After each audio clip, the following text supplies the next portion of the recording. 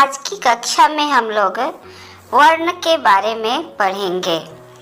भाषा की सबसे छोटी इकाई को वर्ण कहते हैं।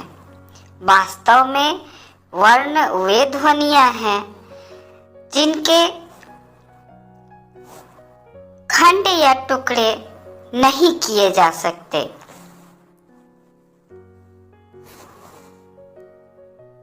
वर्ण दो प्रकार के होते हैं,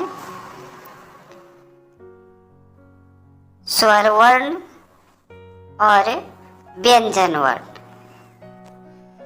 जिन वर्णों का उच्चारण किसी अन्य वर्ण की सहायता के बिना स्वतंत्र रूप से होता है, उन्हें स्वर वर्ण कहते हैं। जैसे अ, आ, ह्रस्व ई, दीर्घ ई, उ इत्यादि। व्यंजन वर्ण जिन वर्णों का उच्चारण स्वर वर्ण की सहायता से होता है, उन्हें व्यंजन वर्ण कहते हैं। जैसे क, ख, ग इत्यादि। वर्णमाला किसी भी भाषा के वर्णों के क्रमबद्ध और व्यवस्थित समूह को वर्णमाला कहते हैं, अर्थात स्वर और व्यंजन के क्रमबद्ध और व्यवस्थित समूह को। स्वर वर्ण संस्कृत भाषा में वर्तमान समय में 13 स्वर वर्ण माने जाते हैं। अ, आ, ह्रस्व ई, दीर्घ ई, उ, दीर्घ उ, री, दीर्घ री, री, ए, ऐ, ओ, औ, री और री। ये दो ऐसी ध्वनियां हैं जिनका प्रयोग आजकल ना के बराबर मिलता है। दीर्घ री और री का प्रयोग आजकल भाषा में ना के बराबर मिलता है। उच्चारण के आधार पर स्वरों के भेद। ह्रस्व स्वर, इन्हें मूल स्वर भी कहते हैं। इनके उच्चारण में एक मात्रा का समय लगता है। ये 5 है: अ, ई, उ, री, री। दीर्घ स्वर, इनकी संख्या 4 है और इनके उच्चारण में ह्रस्व स्वर से 2 गुना समय लगता है। आ, दीर्घ ई, दीर्घ उ और री। संयुक्त स्वर ए, ऐ, ओ और औ। ये 2 स्वरों के मेल से बनते हैं।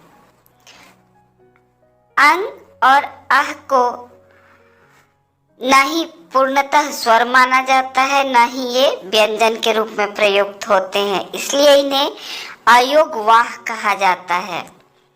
इसके अतिरिक्त हिंदी भाषा में औ आगत स्वर के रूप में प्रयोग होता है और प्लुत स्वर जिन स्वरों के उच्चारण में ह्रस्व से 3 गुना अधिक समय लगता है, उन्हें प्लुत स्वर कहते हैं। प्लुत स्वर का प्रयोग अधिकतर संबोधन में या संगीत इत्यादि में किया जाता है। इसका संकेत वर्ण के आगे 3 का प्रयोग करके दिखाया जाता है, जैसे ओम। ओ और म के बीच में 3 की संख्या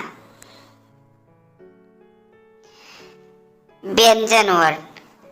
व्यंजन वर्ण को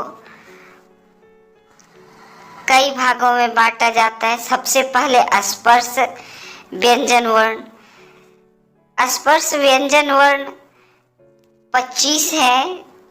क से लेकर म तक इन्हें 5 वर्गों में बांटा गया है, जिसमें क वर्ग में क ख ग घ अंग, च वर्ग में च छ ज झ य, ट वर्ग में ट ठ ड ढ न, त वर्ग में त थ द ध न और प वर्ग में प फ ब भ म।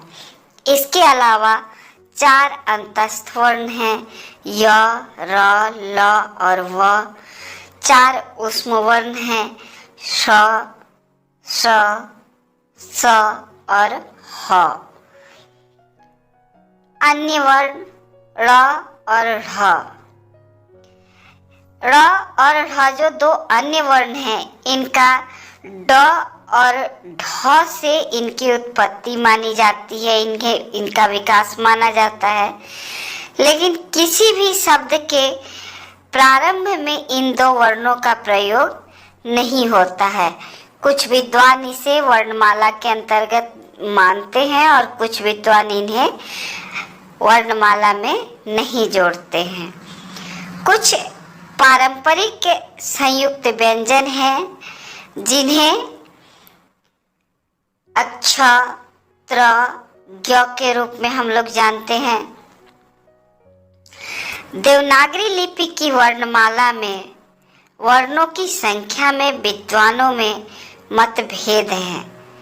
प्राचीन काल में संस्कृत भाषा में प्रयुक्त होने वाली कई ध्वनियाँ ऐसी हैं जो आज लुप्त हो गई हैं, किंतु कई ऐसे नए वर्ण हैं जिन्हें आगत वर्ण के रूप में भाषा में प्रयोग किया जाता है।